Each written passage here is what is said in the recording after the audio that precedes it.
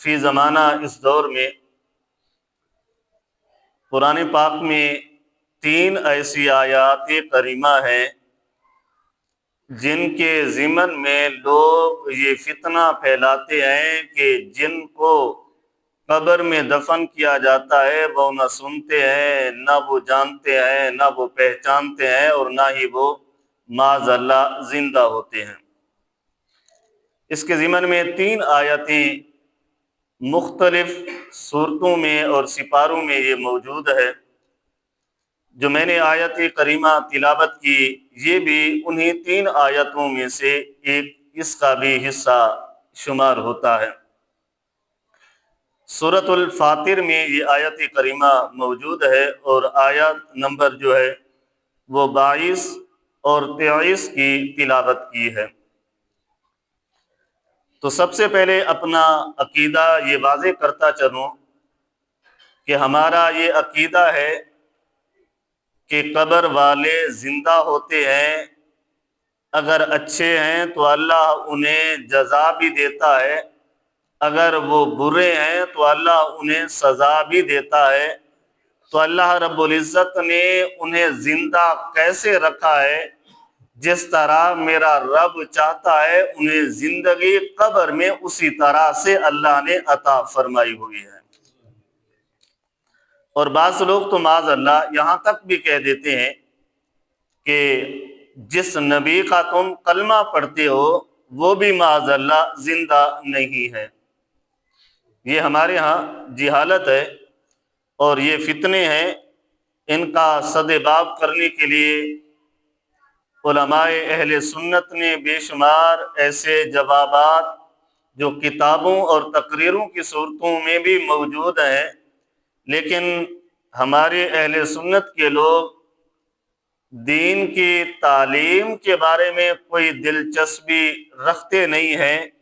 اگر یہ تعلیم کے بارے میں، علم کے بارے میں دلچسپی رکھنے والے ہوتے تو آج ہر ایرا غیرہ کبھی اہل سنت کو مشرک یا کافر کہتا ہوا نظر نہ آتا۔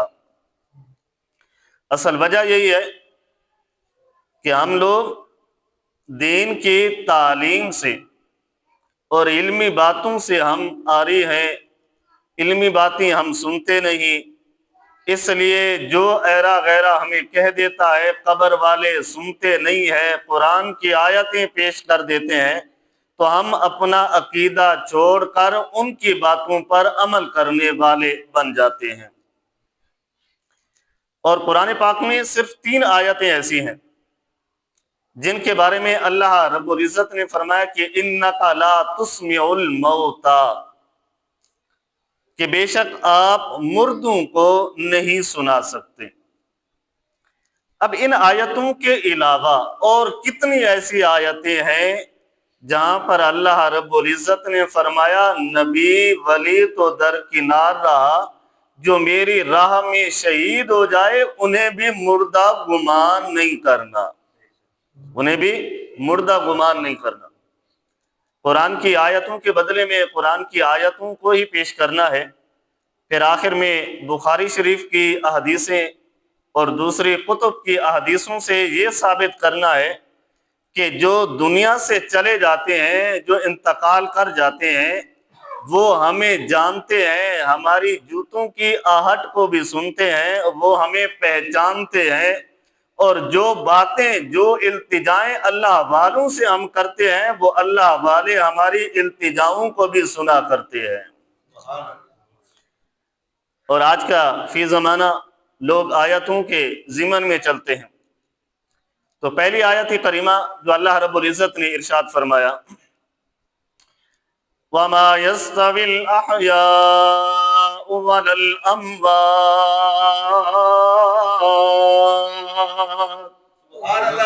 اللہ رب العزت نے ارشاد فرمایا کہ زندے اور مردہ برابر نہیں ہو سکتے۔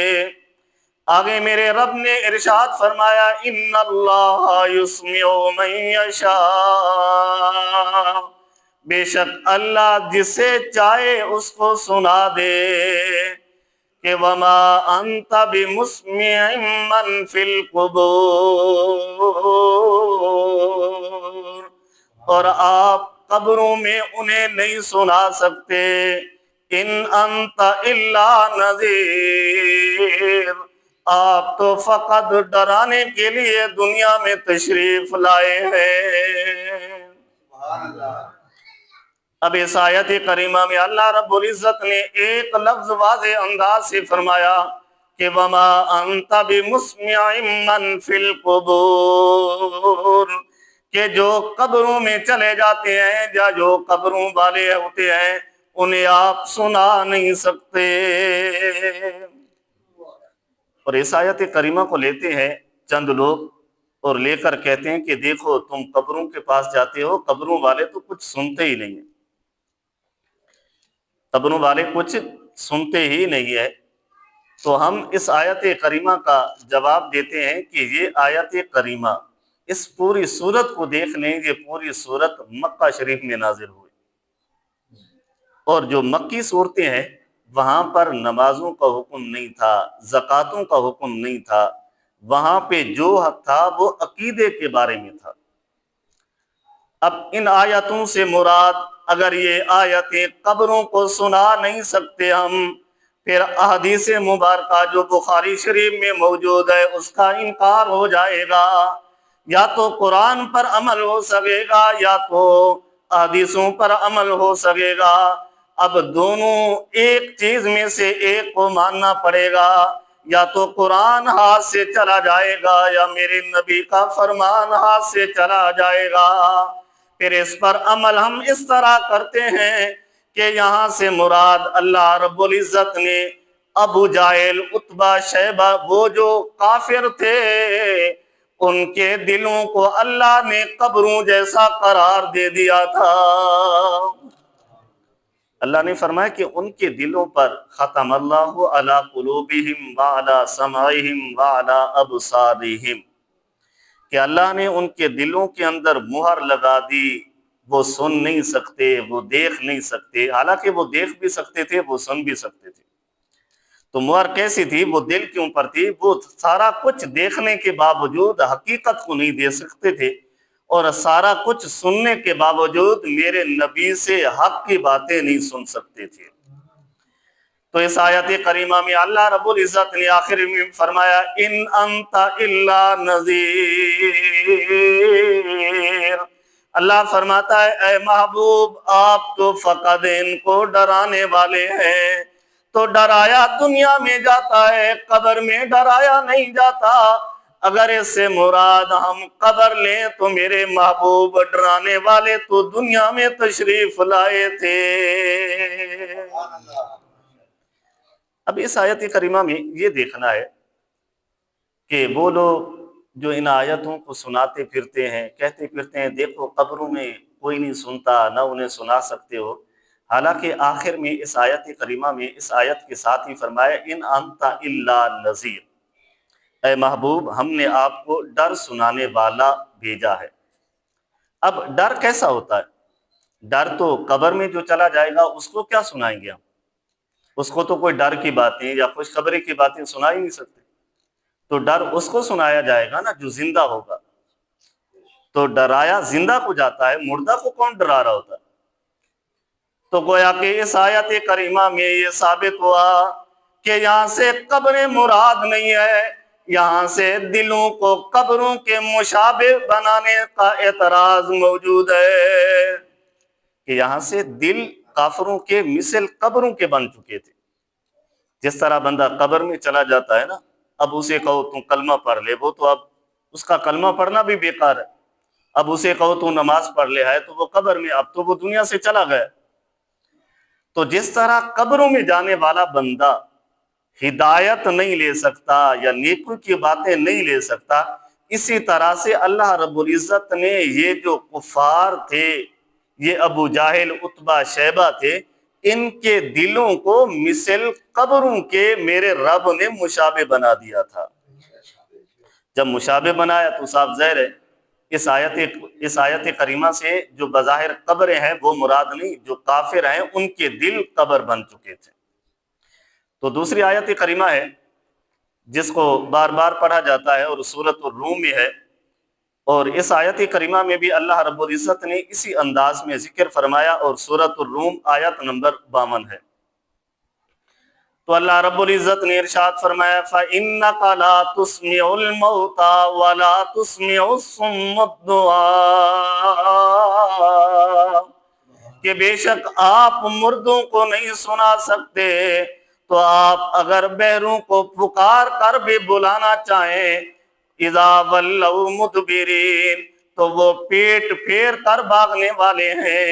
وما انت بہذا العمی عن ضلالتہم، کہ نہ ہی آپ اندھوں کو ہدایت دے سکتے ہیں، ان تسمع الا من یؤمن، کہ آپ کسی کو نہیں سنا سکتے مگر جو ایمان والے ہیں، ہماری آیتوں پر ایمان رکھتے ہیں، انہیں آپ سنا بھی سکتے ہیں۔ بلند آواز سے کہہ دیں سبحان اللہ۔ اب اس آیت کریمہ کے ضمن میں تبیان القرآن میں لکھا ہے کہ یہاں سے انک لا تسمع الموتى، اس سے مراد اللہ رب العزت نے انہی جاہل ابو جاہل عتبہ شیبہ مراد لیا ہے کہ ان کو اے محبوب آپ نہیں سنا سکتے، ان کے دل بھی مردہ ہو چکے ہیں۔ جس طرح مردہ لوگ ہوتے ہیں وہ فائدہ حاصل نہیں کر سکتے، اسی طرح سے آپ انہیں بھی فائدہ نہیں پہنچا سکتے۔ اور یہ صورت بھی مکہ شریف میں نازل ہوئی۔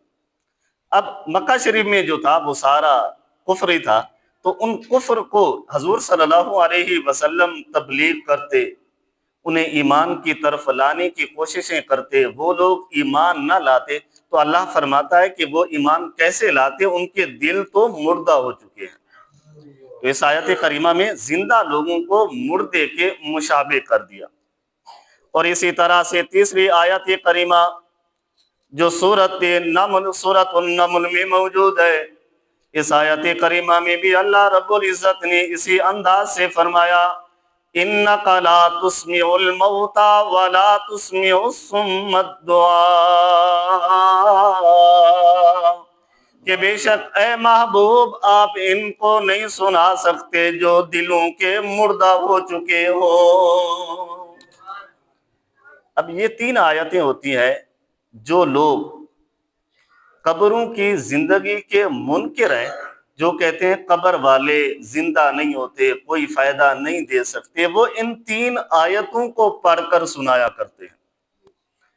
اب وہ آیتیں پیش کرنی ہے جن پر اللہ رب العزت نے مردوں کو زندہ قرار دیا۔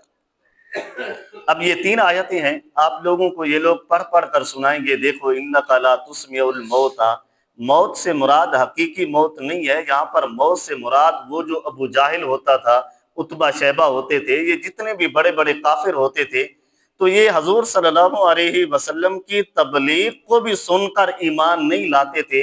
تو پھر اللہ رب العزت نے محبوب کو فرمایا محبوب یہ جاہل ایسے بن چکے ہیں، یہ کفار مکہ اب ایسے ہو چکے ہیں، ان کے دلوں پر ہم نے مہر اس انداز سے لگا دی، یہ چلتے پھرتے تو ہیں لیکن ان کے دل مردوں سے بھی بدتر ہو چکے ہیں۔ اب ان آیتوں کا جواب یہ ہے، اب وہ آیت کریمہ جہاں پر ہمارا یہ عقیدہ ہے کہ قبر میں جن کو ہم دفن کر کے آتے ہیں، جو قبروں میں موجود ہوتے ہیں وہ زندہ ہوتے ہیں اور وہ ہماری بات کو بھی سنتے ہیں۔ انہی آیتوں میں سے آپ کے سامنے چند آیتیں پیش کرنی ہے، پھر قرآن پاک کا آپ کے سامنے تقابل رکھنا ہے، پھر خود فیصلہ کرنا ہے کہ قرآن پاک کی کون سی آیتوں کو ماننا ہے۔ سورۃ الحج ہے اور یہاں پر آیت نمبر ہے 58۔ تو اللہ رب العزت نے ارشاد فرمایا والذین ہاجروا فی سبیل اللہ، وہ لوگ جو اللہ کے راہ میں ہجرت کرتے ہیں، ثم قتلوا، یا وہ شہید ہو جائیں، او ماتوا، یا وہ مر جائیں، لَيَرْزُقَنَّهُمُ اللَّهُ رِزْقًا حَسَنًا، اللہ ایسے لوگوں کو رزق حسنہ عطا فرماتا ہے۔ اب یہاں پر کتنے لوگوں کا ذکر ہے؟ دو لوگوں کا، قتلوا او ماتوا۔ قتلوا بھی تو قتل ہونے والا، شہید ہونے والا، وہ بھی تو مردہ ہے، وہ بھی مر چکا ہے، اور جو مر جائے وہ بھی مر چکا ہے۔ اب یہاں پر بات یہ ہے، اگر یہ مر چکے ہیں، کچھ بھی نہیں ہے، تو پھر اللہ رزق کس کو دیتا ہے؟ رزق کس کو دے رہا ہوتا ہے؟ تو اللہ نے تو یہاں پر واضح انداز سے فرما دیا، لا يرزقنهم اللہ رزقا حسنا، جو اللہ کے راہ میں شہید ہو جائیں، جو فوت ہو جائیں، اللہ انہیں رزق حسنا عطا فرمایا کرتا ہے۔ اب اس کا مطلب ہے کہ جو دنیا سے چلے گئے ہیں، اللہ انہیں رزق دیتا ہے۔ جب رزق دیتا ہے تو عالم برزخ میں وہ زندہ ہے تو اللہ رزق دیتا ہے۔ جب اللہ انہیں رزق دیتا ہے، رزق سے مراد برکتیں، رحمتیں، جب اللہ انہیں رحمتیں دیتا ہے تو وہ اپنی رحمتیں اپنے ماننے والوں پر نچھاور کر دیا کرتے ہیں، وہ اپنے ماننے والوں پر نچھاور کر دیتے ہیں۔ اب یہاں پر اس آیت کریمہ میں یہ موجود ہے کہ اللہ رزق دیتا ہے۔ اب جو دنیا سے چلے جاتے ہیں، جو ایمان کی حالت میں چلے جاتے ہیں، اللہ کے نبی ہوں، اللہ کے صدیقین ہوں، شہداء ہوں، صالحین ہوں، اللہ سب کو رزق حسنہ عطا فرمایا کرتا ہے۔ اب یہاں پر رزق حسنہ اسے ملتا ہے جو زندہ ہو۔ تو لوگ کہتے ہیں اگر زندہ تھے تو پھر دفنایا کیوں تھا؟ تو اتنے پاگل ہیں، سوال کرنے کی بھی انہیں تہذیب نہیں ہوا کرتی۔ دنیا کے اسلوب میں زندگی اور ہے، برزخ کے عالم میں، موت کے عالم میں زندگی اور ہے۔ اب زندہ بندہ ہے تو اس کی سانس جو ہے وہ چل رہی ہے تو اسے زندہ کہتے ہیں۔ جب سانس ختم ہو جائے، رک جائے، بند ہو جائے تو اسے ہم دنیا میں مردہ کہتے ہیں۔ اب یہی سوال یسألونک عن الروح قل الروح فی نفسی، کہ یسألونک عن الروح کے بارے میں کچھ کفار تھے، انہوں نے بھی سوال کیا کہ روح ہے کیا؟ تو حضور صلی اللہ علیہ وسلم نے پیغام دیا، روح میرے رب کا حکم ہے۔ جب میرے رب کا حکم ہوتا ہے تو انسان کے اندر روح موجود ہوتی ہے، جب میرے رب کا حکم ہوتا ہے تو وہی روح انسان کے جسم سے نکالی جاتی ہے۔ اب جو دنیا سے چلے گئے ہیں وہ عالم برزخ میں کس انداز سے زندہ ہے، تو اللہ نے زندہ انہیں اسی طرح سے رکھنا ہے جو وہ عالم برزخ ہے۔ جو عالم برزخ ہے تو اللہ نے اسی طرح سے انہیں زندہ رکھنا ہے، تو انہیں رزق بھی میرا رب عطا فرماتا ہے۔ تو اس سے معلوم ہوا کہ اللہ والے زندہ ہیں تو اللہ رزق انہیں عطا فرماتا ہے۔ اب اس آیت کریمہ کو، دوسری آیت کریمہ ہے جو چوتھے سپارے میں موجود ہے، تو قرآن پاک میں یہ آیت کریمہ اللہ رب العزت نے یہاں پر بھی زندہ ہونے کی مثال دی۔ تو سورۃ آل عمران ہے، اور اس آیت کریمہ میں اللہ رب العزت نے ارشاد فرمایا کہ وَلَا تَحْسَبَنَّ الَّذِينَ قُتِلُوا فِي سَبِيلِ اللَّهِ أَمْوَاتًا، اے لوگو جو اللہ کی راہ میں قتل کیے جائیں انہیں مردہ گمان بھی نہ کرو۔ یہاں پر اللہ نے فرمایا وَلَا تَحْسَبَنَّ، تحسب کہتے ہیں گمان کرنے کو، بل احیاء عند ربهم یرزقون،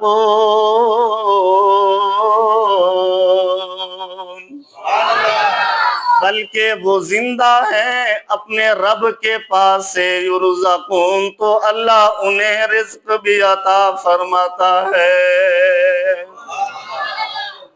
اب اس آیت کریمہ میں اللہ نے فرمایا کہ جو اللہ کی راہ میں قتل کیے جائیں، امواتا، اموات ہے موت کی جمع، انہیں مردہ گمان بھی نہیں کرنا، تصور تو الگ بات ہے۔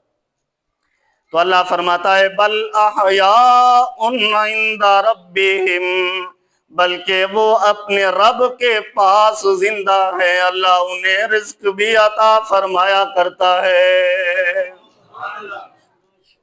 اب پہلی والی تین آیتوں کو لیں اور اس آیت کریمہ کو لیں، اگر مردے، مرنے والے کو مردہ سمجھتے ہیں تو یہ آیت ہاتھ سے جاتی ہے، اگر زندہ سمجھتے ہیں تو وہ آیت ہاتھ سے جاتی ہے۔ اگر آپ کہتے ہیں انک لا تسمع الموتى، مردے کچھ نہیں سنتے، اللہ فرماتا ہے مردوں جو اللہ کی راہ میں قتل کیے جائیں انہیں مردہ گمان بھی نہ کرو، بل احیاء عند ربہم، بلکہ وہ زندہ ہے۔ اب اگر مرنے والوں کو مردہ سمجھتے ہو تو یہ آیت کریمہ ہاتھ سے جاتی ہے۔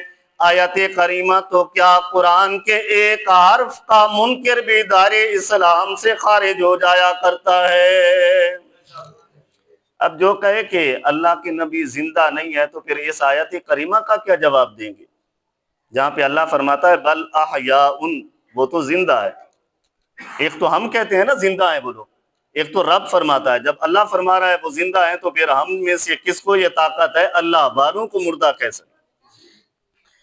اب اس آیت کریمہ میں اللہ رب العزت نے مطلقاً شہید کا ذکر فرمایا۔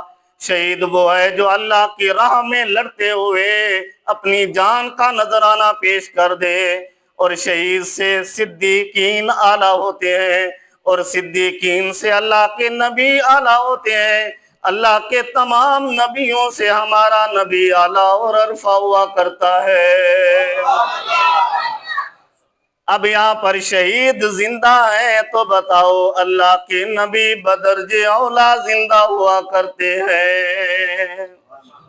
اب جو کہے اللہ کے نبی زندہ نہیں ہے تو وہ اس آیت کریمہ کا انکار کر رہا ہے۔ جب آیت کریمہ کا انکار کرتا ہے تو وہ بندہ داری اسلام سے خارج ہو جایا کرتا ہے۔ یہ دوسری آیت جو زندہ کی مشابہ ہے۔ تیسری آیت کریمہ جو دوسرے سپارے میں موجود ہے، تو یہاں پر بھی اللہ رب العزت نے اسی انداز سے فرمایا کہ وَلَا تَقُولُوا لِمَن يُقْتَلُ فِي سَبِيلِ اللَّهِ أَمْوَاتٌ بَلْ أَحْيَاءٌ وَلَٰكِن لَّا تَشْعُرُونَ۔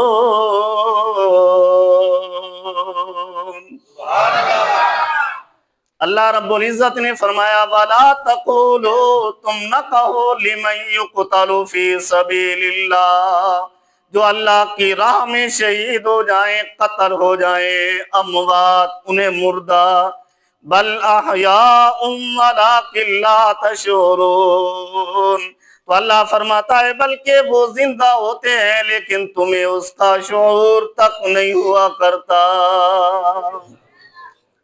اب ہم اللہ والوں کے مزاروں پر جا سکتے ہیں یا نہیں؟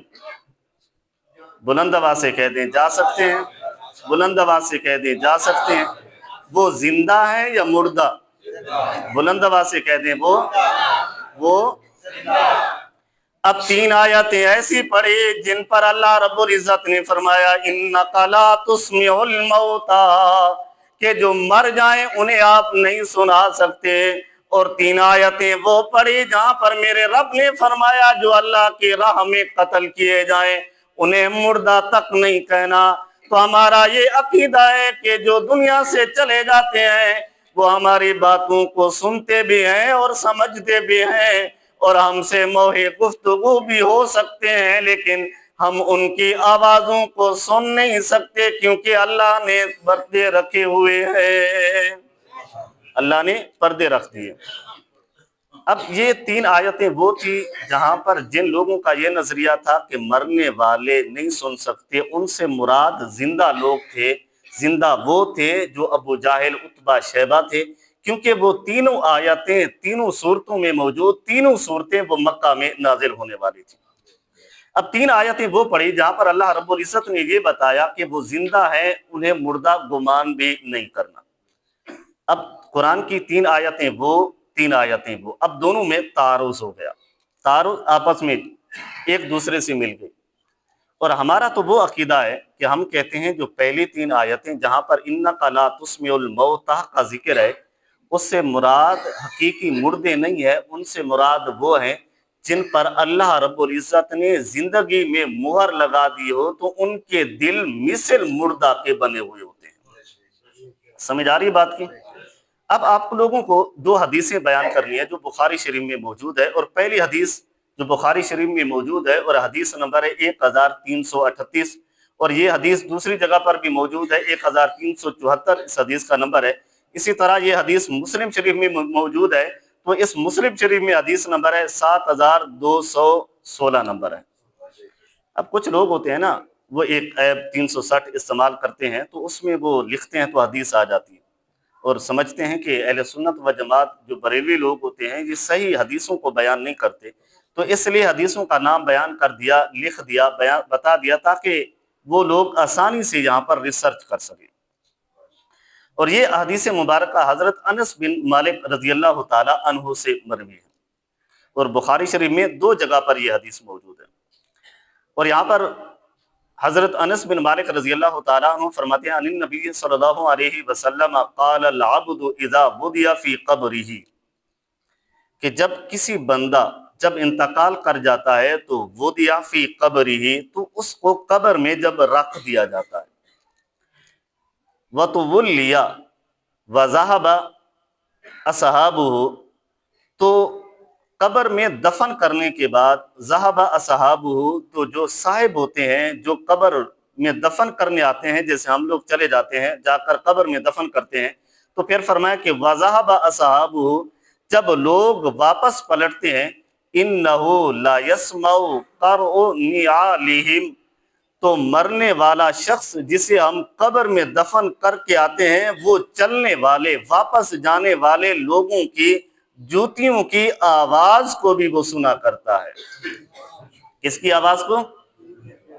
کس کی آواز کو؟ جوتیوں کی آوازوں کو بھی وہ سنا کرتا ہے۔ اب یہ احادیث مبارکہ بخاری شریف میں موجود، اور یہاں پر اگر دنیا کے اسباب دیکھ لیں کہ اس حدیث میں اگر دیکھا جائے تو ہم جسے دفن کر کے آتے ہیں من و من مٹی کے نیچے ہوتا ہے، کوئی ہوا بھی نہیں جا سکتی، کوئی روشنی بھی نہیں جا سکتی۔ ہوا کا تعلق سننے سے ہے، تو وہ سنتا تب جب ہوا اندر جا سکتی۔ میرے نبی نے فرمایا جس کو تم دفنا کراتے ہو، جب واپس پلٹتے ہو تو تمہارے جوتیوں کی آواز کو بھی وہ سن رہا ہوتا ہے۔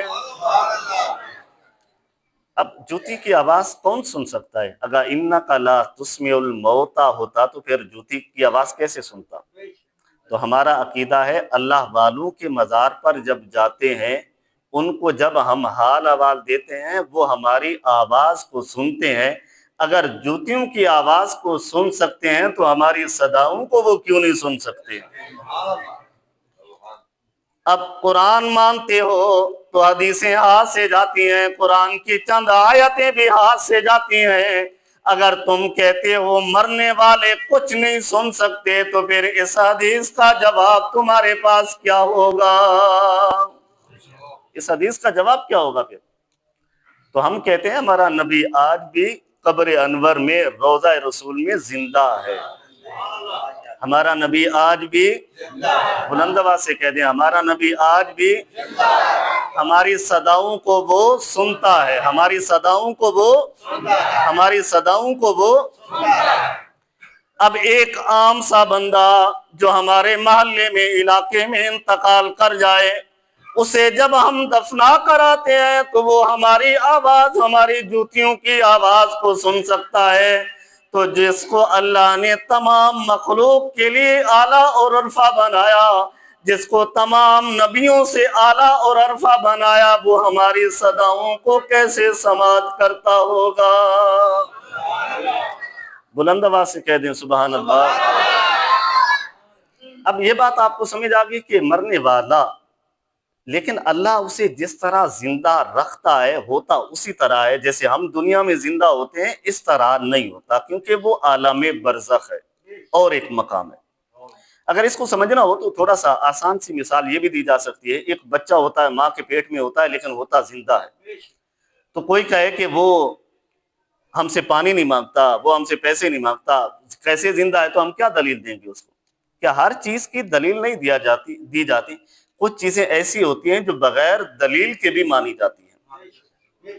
تو اگر کوئی کہتے ہیں قبر میں زندہ نہیں ہے تو ہمیں دلیل دو، ہم انہیں بے شمار دلیلیں دیتے ہیں، لیکن جن کے دلوں کے اندر مہر لگ جاتی ہے انہیں ہماری دلیلیں بھی سمجھ نہیں آیا کرتی۔